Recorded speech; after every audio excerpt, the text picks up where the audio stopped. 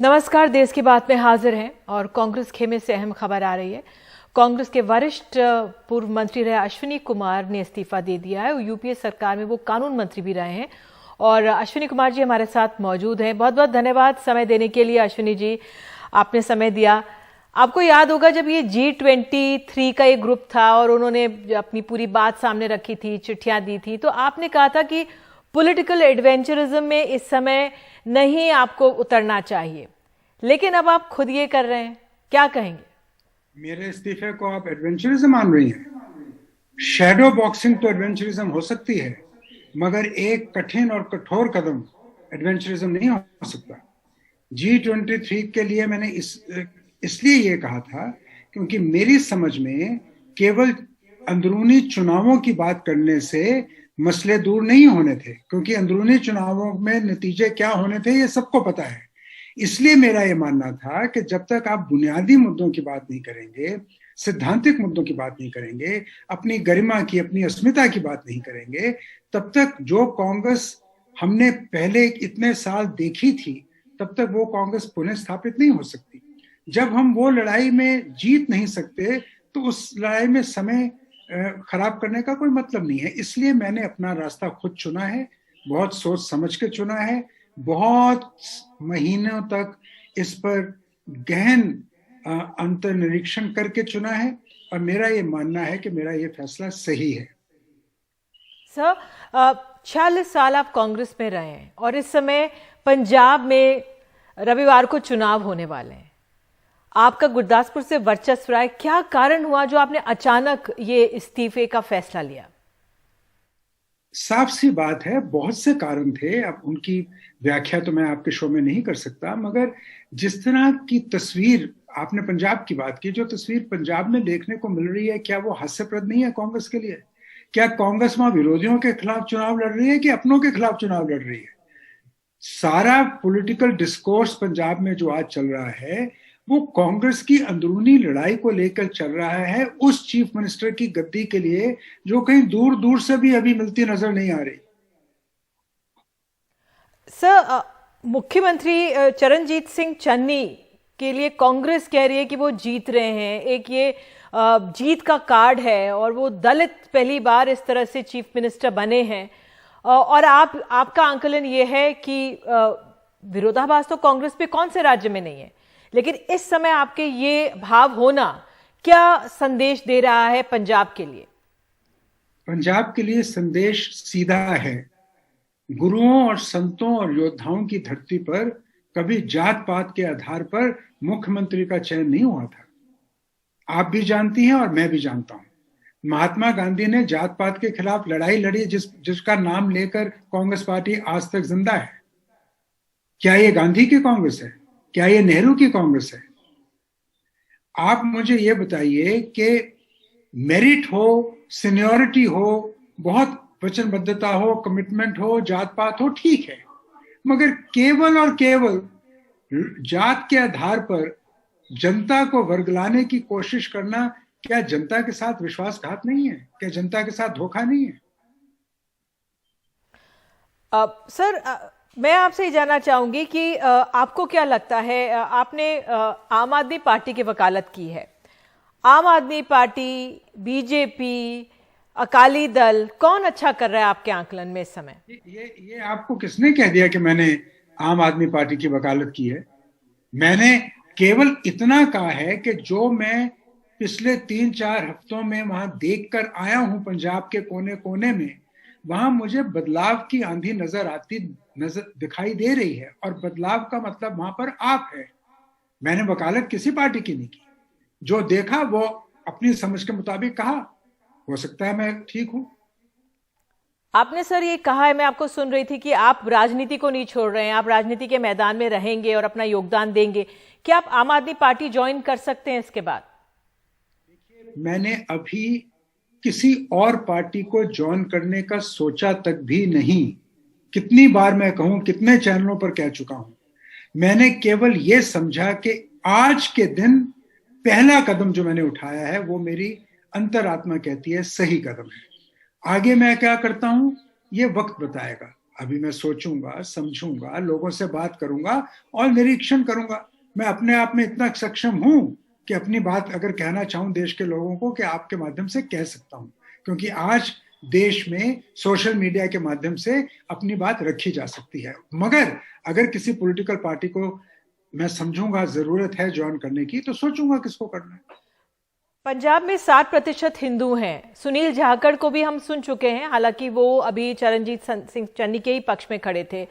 हिंदू जो समुदाय है उस पर दलित भी भाई शामिल हैं। क्या संदेश जाता है आपके इस्तीफे से? मुझे नहीं मालूम वो क्या संदेश लेंगे, मगर जो लोग मुझे जानते हैं, और जैसा आपने कहा बहुत सालों से मुझे जानते हैं और पहचानते हैं, मेरी सियासत को भी जानते हैं, मेरी सोच को भी जानते हैं, वो आहत तो महसूस करेंगे कि क्या बात हुई कि अश्विनी कुमार जी को ये कदम उठाना पड़ा। अब उसका क्या परिणाम होता है ये तो 10 मार्च ही बताएगा। जी सर, आपने 2000 जब ये G20 ने अपनी बात सामने रखी थी, आपने कहा था, आप सोनिया गांधी के साथ खड़े हुए थे। आपने 2019 में भी कहा था कि उनको दरखास्त एक तरह से की थी सोनिया गांधी से कि आप पार्टी को लीड कीजिए, और आपने ये कहा था यूनिफाइंग लीडरशिप है और वो पूरे मसले को एक तरह से सबकी राय लेकर सुलझाती हैं। तो क्या अब उनकी लीडरशिप इतनी कारगर नहीं है? कैसी क्या क्या कहेंगे उस पर आप? पहली कही गई अपनी हर बात पर खड़ा हूं और उस पर पहरा दे रहा हूं। मेरा ये मानना है कि सोनिया गांधी ने कांग्रेस को बहुत अच्छा नेतृत्व दिया एक समय पर आज उनकी जजमेंट की छाप मुझे कांग्रेस के अंदरूनी फैसलों में नजर नहीं आ रही। हो सकता है मेरी समझ में गलती हो, पर इंसान तो अपनी समझ के मुताबिक ही काम करता है ना, किसी और की समझ के मुताबिक तो नहीं करता। आज वो कांग्रेस नहीं है जिसका मैंने हमेशा समर्थन किया। सोनिया गांधी के प्रति मेरे दिल में आज भी बहुत गहरा सत्कार है, आदर है और रहेगा। मैं अपनी लॉयल्टीज को भुलाने वाला आदमी नहीं हूं, मगर इंसान की सबसे पहली लॉयल्टी उसकी अपने सम्मान के प्रति होती है। आपके सम्मान को ठेस कैसे पहुंची सर? आप कानून मंत्री रहे, मेरे संभाले। मेरे सम्मान को ठेस कोई मंत्रालय देने से या लेने से ठेस नहीं लगती। मैंने तब इस्तीफा क्यों नहीं दिया जब मेरा त्याग पत्र हुआ? मैंने तब इस्तीफा क्यों नहीं दिया गया जब मेरी राज्यसभा की सीट एक्सटेंड नहीं की गई? मैं हर मुश्किल समय पर सोनिया गांधी के साथ खड़ा रहा। G23 के वक्त भी खड़ा रहा, जो कल की बात है। मगर मैं देख रहा हूं कि लगातार पतन की ओर जा रहे हैं, सुधार के संकेत नहीं नजर आ रहे। देश के प्रति जो हमारे फर्ज हैं, कर्तव्य हैं, उनका निर्वाह करने में भावी नेतृत्व कांग्रेस पार्टी का, जिसको उभारा जा रहा है, सक्षम नहीं है। लोग चिल्ला चिल्ला के कह चुके हैं कांग्रेस को, मगर नहीं समझ आती किसी की बात। तो कुछ तो करना था। बड़ी बात कही कि भावी नेतृत्व सक्षम नजर नहीं आ रहा। जाहिर है, क्या देश में आपको यह फीलिंग हो रही है कि भावी नेतृत्व सक्षम है इस देश और दुनिया की चुनौतियों का सामना करने के लिए? अंधे को भी नजर आ रहा है कि ये सच नहीं है। अश्विनी जी, राहुल गांधी कहते हैं कि वो एक विचारधारा की लड़ाई लड़ रहे हैं। वो वोटों की, चुनाव उनके लिए मैटर नहीं करता, विचारधारा की लड़ाई कर रहे हैं। आप क्या मान रहे हैं, हमारे देश में अब क्या वाकई में विचारधारा की लड़ाई है या नहीं है? राजनीति का तो मतलब ही विचारधारा की लड़ाई है, और अगर राहुल गांधी जी ये विचारधारा की लड़ाई करने में सक्षम हैं और कामयाब हो सकते हैं तो मेरी मुबारकबाद है उनको, मेरी शुभकामनाएं हैं।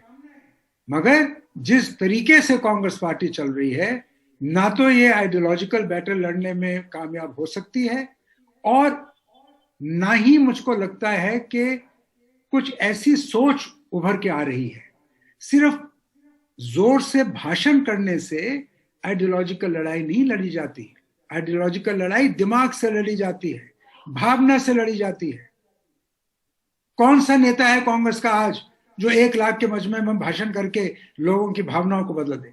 या तो भावना को सही तरीके से समझ के अपने आप को उस भावना के साथ अलाइन करो, या फिर अगर देश की भावना गलत मोड़ पर जा रही है तो इतना सक्षम आपको होना चाहिए कि उस भावना को बदल सको। ना तो हम आइडेंटिफाई कर पाए देश की भावना के साथ, ना हम उस भावना को बदल सके, तो क्या मतलब है इसका? अश्विनी जी, जो ये भाषण की बात आपने बोली और लोगों को भाषणों से लुभाने की बात बोली, ना इंदिरा गांधी, ना राजीव गांधी, ना पीवी नरसिम्हा राव बहुत अच्छे वक्ता रहे, बल्कि हम बीजेपी के नेताओं को देखते हैं कि बहुत अच्छे वक्ता हैं और अपने भाषणों से लोगों को बहुत लुभाते हैं। तो अच्छे भाषण देना आपको लगता है कि ये जरूरत है समय की? बिल्कुल। पॉलिटिक्स और डेमोक्रेटिक पॉलिटिक्स और है क्या सिवाय पॉलिटिकल कम्युनिकेशन के? और पॉलिटिकल कम्युनिकेशन कैसे की जाती है? लाखों के लोगों के मजमे को किस तरह आदमी अपनी तरफ आकर्षित करता है, यही तो लीडरशिप का एक तकाजा है। लीडरशिप के बहुत तकाजे हैं, केवल ये तकाजा नहीं है। पढ़े लिखे लोग, समझदार लोग, मर्यादा पुरुषोत्तम लोग जो भाषण अच्छा नहीं करते पर उनकी और बहुत खूबियां हैं। कुछ ना कुछ खूबी तो हो जो देश को लुभाए। हम अपने घर में बैठ के ही अपने आप को नेता मान लें, अपने घर में अपने आप को बैठ के old Congress party of the old days मानी चले, तो ये तो गलत बात है ना। आखिर में सर, आपको लगता है कांग्रेस का स्वरूप बदलने की जरूरत आ गई, और क्या, संक्षेप में? बिल्कुल, कांग्रेस अगर अपने रूप को बदल सके तो बहुत अच्छी बात होगी, बहुत लोग आकर्षित होंगे कांग्रेस की ओर, पर ऐसा आने वाले कुछ सालों में हो मुझको तो नहीं लगता। अश्विनी जी, आप हमारे साथ जी आप हमारे साथ जुड़े सर, बहुत बहुत धन्यवाद और आगे भविष्य के लिए आपको शुभकामनाएं। Thank you. वाकई में देखना होगा कि अश्विनी कुमार के इस्तीफे का क्या असर पड़ता है कांग्रेस के भविष्य पर और पंजाब के जो चुनाव हो रहे हैं उस पर। एक छोटा सा हम आपको बता दें, अब हम देश की बात में आपको उत्तर प्रदेश लिए चलते हैं। यहाँ पर उत्तर प्रदेश में हम सब जानते हैं 7 में से 2 चरणों के लिए मतदान हो चुके हैं और जमीनी मुद्दे ग्रामीण इलाकों में बहुत गंभीर हैं जो धीरे धीरे सामने आते हैं। आवारा पशु का मसला उनमें से एक है। उत्तर प्रदेश के ग्रामीण इलाकों में किसानों के लिए आवारा पशु एक बहुत बड़ी समस्या है। सरकार ने आवारा पशुओं के लिए जो गौशालाएं बनवाई हैं वहां इंतजाम बेहद खराब है। हमारे सहयोगी सौरभ शुक्ला की सीतापुर से ग्राउंड रिपोर्ट। यूपी के सीतापुर में 12 साल का सचिन आवारा पशुओं को अपने खेत से भगाने के लिए अपनी जान की बाजी लगाए हुए हैं। अकेले लगभग 20 से ज्यादा पशुओं के पीछे भाग रहा है। अगर चूक गया तो ये जानवर इसके पिता द्वारा खून पसीना बहाकर उगाई गई फसल को चर डालेंगे। स्कूल जाते हो? जाते हैं। अभी देख रहे थे कि आप इन पशुओं को हाँक रहे थे, कितनी बड़ी समस्या है? बहुत बड़ी। खेत उस दिन गए थे गेहूं बजाने, एक मरघा था, मुझे लगदा लिया मैंने, पेड़ पर चढ़ा तो फिर डंडे लेके भागा, तब भाग गया। तो भागा? बहुत जगना पड़ता, बहुत मुश्किल से हम लोग बचा पा रहे हैं। क्या सब अपन फसल बचाई थे, एक मार तो रात में आप वहाँ खेत में रुकते हैं और दिन में अपन रात में हम घर भर देखा भाई। 2 दिन पहले रात में हरीश के खेत में आवारा पशुओं का झुंड घुस आया था। हरीश ने जो गन्ना ठंड में मेहनत से उगाया था उसे जानवरों ने या तो खा लिया है या फिर रौंद दिया। अब जो बचा कुचा गन्ना है उसे हरीश काट रहे हैं। भाई हर बार जो है नुकसान हो रहा है। पिछली बार हम लोग वो भी गेहूं जो है 10 कुंटल बीघे 5 कुंटल होता है, कुछ भी नहीं हुआ। अच्छा। होता ही नहीं है। तार लगाते हैं, सब कुछ लगाते हैं, जानवर से बचा ही नहीं पाते। तो रात में भी रखवाली करते हैं? रात में भी रुकते हैं। यहाँ ज्यादातर किसानों ने अपने खेतों में पशुओं को रोकने के लिए कटीले तार लगा रखे हैं और जो चूक गए हैं जरा उनके खेतों का हाल देखिए। आवारा पशु इस खेत में घुस आए हैं और यहाँ से वहाँ तक पूरा खेत लगभग जो है ये यहाँ पर चर चुके हैं। काफ़ी जो है खेत चर चुके हैं। यहाँ किसान रखवाली करने के लिए मौजूद नहीं है। ये सीतापुर की सरकारी गौशाला की तस्वीरें हैं। यहाँ कई गायें मर चुकी हैं और कुछ बीमार हैं। यहाँ ना इनके खाने के लिए पर्याप्त चारा है और ना देखभाल करने के लिए डॉक्टर। गौशाला का रखरखाव करने वाले रामस्वरूप का कहना है कि यहाँ हर दूसरे दिन गाय मरती हैं। प्रशासन से कोई झांकने नहीं आता। आज तक जो है वहाँ कोई छाया नहीं है, ना कोई छाया है ना कोई व्यवस्था है। प्रधान जब वेतन मांगते हैं पैसा नहीं है, 4 दिन में जो है 1 जानवर 2 मरते हैं, जो वहीं कोई छाया मतलब व्यवस्था नहीं है। बरात तक कितने गाय मर जाती है? मरते 1-2 रोज मरते हैं। डॉक्टर आते हैं बराबर, दवाई पानी सब करते हैं, मतलब छाया के कारण जो है तकलीफ बहुत है यहाँ पर। बात तो गौ माता की रक्षा की थी, पर योगी सरकार में गौ माता की हालत आपके सामने है। यहाँ पर आवारा पशु घुसे हुए हैं। इनके देखिए चाहे वो पैरों से हो चाहे वो चर के खेत खराब हो रहे हैं। तो फिलहाल अगर सरकार को वापस से सत्ता में आना है तो आवारा पशुओं को लेकर के बड़ी घोषणा करनी पड़ेगी, वरना इसका खामियाजा भुगतना पड़ सकता है। सहयोगी विनीत के साथ सीतापुर में सौरभ शुक्ला, एनडीटीवी इंडिया। और उत्तर प्रदेश में आपको बता दें, तीसरे दौर के चुनाव के लिए सभी दलों ने अपनी ताकत लगा दी है। गृहमंत्री अमित शाह ने आज कानपुर में रोड शो किया है। इससे पहले उन्होंने औरैया और मैनपुरी में रैली की और कहा कि पहले 2 दौर के चुनाव में समाजवादी पार्टी, बहुजन समाज पार्टी का सूपड़ा साफ हो गया है। कानपुर को बीजेपी की बढ़त को गढ़ कहा जाता है बीजेपी का, और 2017 में बीजेपी ने कानपुर की 10 में से 7 सीटें जीती थी। रोड शो के दौरान भी हमारे सहयोगी सौरभ वहां पर मौजूद थे और देखिए वहां का आंकलन।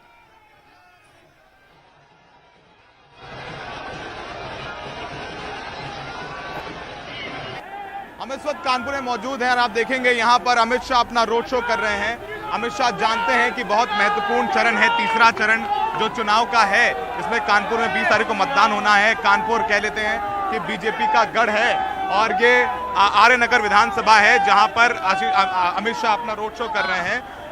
यहां पर बीजेपी ने 2017 में पूरी की पूरी सारी सीट 10 में से 7 सीटें जीती थी और बीजेपी को पता है कि पहले जो 2 चरणों में नुकसान हुआ है उसका अगर उन्हें भरपाई करनी है तो इन 2 चरणों में अच्छे से उन्हें उस पर परफॉर्म करना पड़ेगा। यही वजह है कि अमित शाह खुद यहाँ पर आकर के रोड शो कर रहे हैं और ये तस्वीर हमारे सहयोगी आपको दिखा रहे हैं कि कानपुर की इन गलियों से अमित शाह अपना रोड शो निकाल रहे हैं। उनके साथ सुरेश अवस्थी जो आर्य नगर से प्रत्याशी हैं बीजेपी के, उनके साथ हैं हाथ दिलाते हुए। और आप देखेंगे तस्वीरें कानपुर की हैं, ये बिराना रोड है, ये व्यापारी एरिया है जहां से ये रोड शो जा रहा है और लोगों में भी उत्साह है और बीजेपी को लगता है कि अगर उन्हें इस पूरे चुनाव में जो एक बहुत बड़ा 7 चरणों का चुनाव है उसमें सपा को हराना है तो जो तीसरा चरण है जिसमें कानपुर, औरैया, मैनपुरी, कन्नौज जैसी सीटें हैं वहां पर अच्छा प्रदर्शन करना पड़ेगा।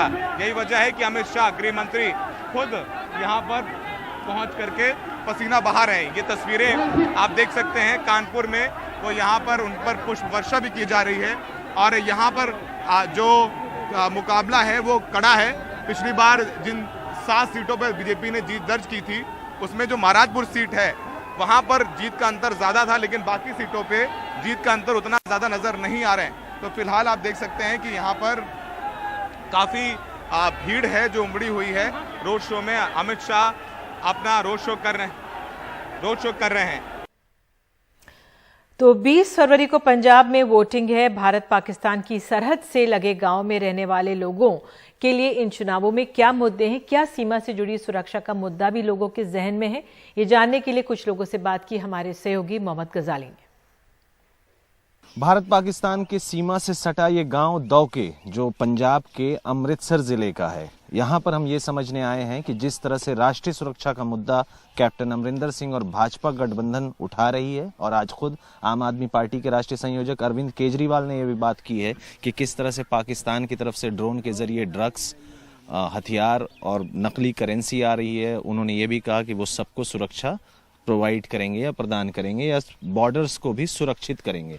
लेकिन इस बॉर्डर के करीब रहने वाले गांव का क्या हाल है, जिन चीज़ों पे हमारा फोकस होना चाहिए, सिक्योरिटी एक बहुत बड़ा मुद्दा है, लेकिन जिन गांव में वो सिक्योरिटी होनी चाहिए उसका क्या हाल है, वहाँ के लोग कैसे रहते हैं, उनके पास क्या रोजगार या अच्छी शिक्षा, चिकित्सालय हैं या नहीं, इन चीज़ों को समझने हम यहाँ आए हैं ताकि इन गाँव वालों से पूछ सकें कि इनके लिए राष्ट्रीय सुरक्षा बड़ा मुद्दा है या बेरोजगारी, अशिक्षा, ये ज़्यादा बड़े और अहम मुद्दे हैं।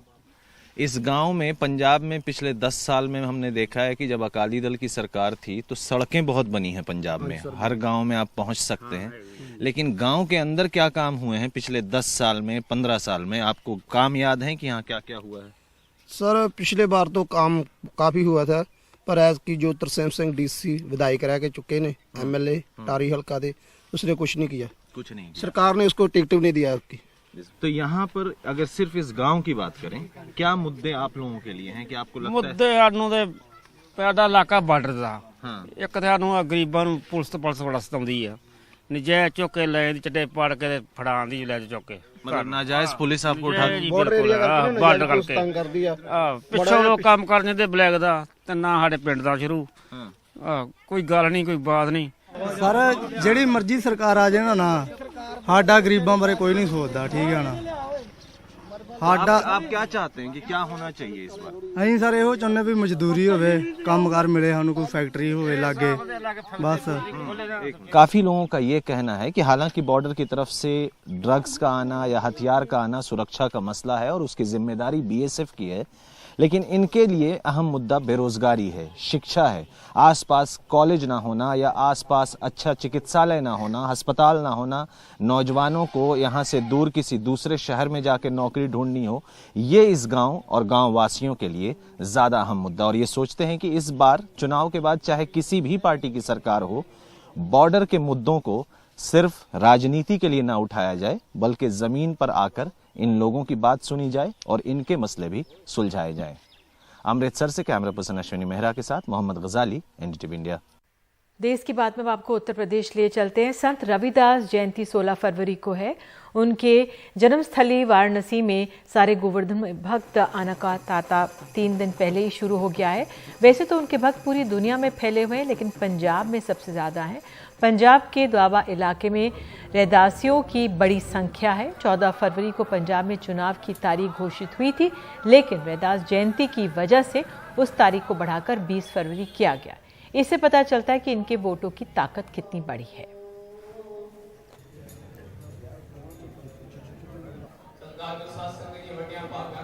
और देश की बात में आगे अध बने मकानों को भी अब अफसर बता रहे हैं। पूरा मध्य प्रदेश ले चलेंगे।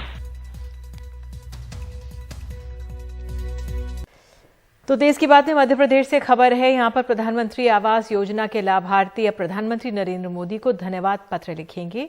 एक बार फिर से लाभार्थियों के घरों में प्रधानमंत्री मोदी और मुख्यमंत्री शिवराज सिंह चौहान की तस्वीर वाली सेरेमिक टाइल भी लगेगी।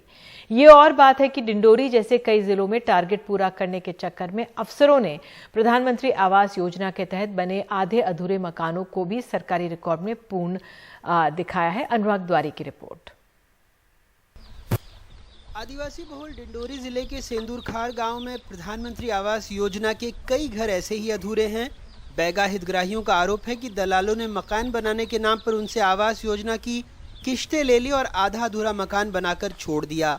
समारू का घर पीएम आवास योजना की वेबसाइट में पूरा हो चुका है। हकीकत में आप खुद देख लें। उनके भाई महर सिंह की भी यही कहानी है। अकेले सेंदूरखार गाँव में 2 दर्जन से अधिक पीएम आवास फाइलों में बन चुके हैं, हकीकत में अधूरे हैं। दास को दे दिया हूँ 3 किस्त और अपने वो अधूरा है उसको छत के लिए मैं अपने पैसे से मैं डलवा रहा हूँ। कितना पैसा खर्च कर चुके अभी तक? 56,000 जी। कितने दिन तक अधूरा रहा ये करीब 2.5 साल हो गए। 3 साल हो गया है हमारा आवास नहीं बन पा रही, अधूरा है। तो उसके मतलब हम क्या कर पाई गरीब आदमी? पैसा को तो सब ले लिया, 3 किस्त के पैसा। डिंडोरी जिले में प्रधानमंत्री ग्रामीण आवास योजना की आधिकारिक वेबसाइट के मुताबिक 67,504 हितग्राहियों को आवास स्वीकृत कर राशि जारी कर दी गई है, लेकिन 11,108 आवास अधूरे हैं। चांडा गांव में 13 फरवरी को ही केंद्रीय मंत्री और स्थानीय सांसद फग्गन सिंह कुलस्ते ने 3 बैगा हितग्राहियों को गृह प्रवेश करवाया। उसी गांव में कई आवास सालों से अधूरे हैं। कुछ दिनों पहले भी हमने दिखाया था कि कैसे गौरा कनारी गांव में कच्चे मकानों को ही पीएम आवास घोषित कर दिया गया। यहां तक कि सरपंच ललियाबाई और उनके रिश्तेदारों के आवास में भी पक्की छत के नाम पर छप्पर है। गरीब का पैसा निकाल करके खा जाते हैं, उनकी आवास बनता नहीं है। कई प्रकरण है हमारे यहाँ, चाहे सिंदूरखार में हो, जल्दाबोना में हो, वन ग्रामों में और कई गाँव में। दूसरी बात यह है कि जो आवास की स्वीकृति है, आज भी बात तो सुनने में अच्छा लगता था कि 2022 तक किसी भी गरीब आवासहीन नहीं रहेगा। पक्के मकान के नीचे उसको आराम करने के मोदी सरकार की बड़ी फरमान थी, पर आज हकीकत क्या है? कुछ लोग ये स्वभाव बस ऐसा करते हैं, जैसे बाहर खासतौर से हमारे बैगाज के अंदर कुछ लोगों का एक वो रहता है कि प्रकृति के साथ में ही हमारा संबंध है। तो इसलिए हो सकता है एक आध किसी गाँव में इस प्रकार की परिस्थिति या किसी घर में आई हो, परंतु सामान्य तौर से हम पक्के मकान की अनुमति देते हैं। ये हालात तब हैं जब राज्य में पिछले महीने ही 3.5 लाख ग्रामीण आवासों को स्वीकृति मिली है। पीएम आवास ग्रामीण के अंतर्गत मध्य प्रदेश में 30,85,000 आवासों का लक्ष्य है। दावा अब तक 23,07,000 आवास बनाने का है। यही नहीं, सरकार का दावा ये भी है कि इस काम के लिए 51,000 से अधिक राजमिस्त्रियों को तेजी से प्रशिक्षित किया गया, जिसमें 9,000 महिलाएं हैं। वैसे एक और काम हो रहा है। मध्य प्रदेश में प्रधानमंत्री आवास योजना के लाभार्थियों को पीएम के नाम धन्यवाद पत्र लिखना होगा। अपने घरों में पीएम मोदी और मुख्यमंत्री शिवराज सिंह चौहान की तस्वीरों वाली सिरेमिक टाइल भी लगवानी होगी। कहने को योजना स्वैच्छिक है, लेकिन पंचायत सचिवों को 100% भागीदारी सुनिश्चित करने के लिए कहा गया है। वैसे टाइल्स वाले अभियान को 2018 में हाई कोर्ट के आदेश के बाद रोकना पड़ा था। डिंडौरी की तरह घर चाहे आधे अधूरे ही क्यों न बने हों, सरकारी फाइलों में तो पूरे हो ही चुके हैं। अब ऐसे में भी हितग्राहियों को चिट्ठी लिखकर कहना होगा, प्रधानमंत्री जी आपका शुक्रिया। समझना मुश्किल नहीं है कि सारी कवायद के सियासी मायने क्या हैं। आगर मालवा से जफर मुल्तानी, डिंडौरी से डेविड सूर्या और भोपाल से कैमरा पर्सन रिजवान खान के साथ अनुराग द्वारी, एनडीटीवी इंडिया। और इसी खबर के साथ देश की बात में आज के लिए इतना ही। नमस्कार।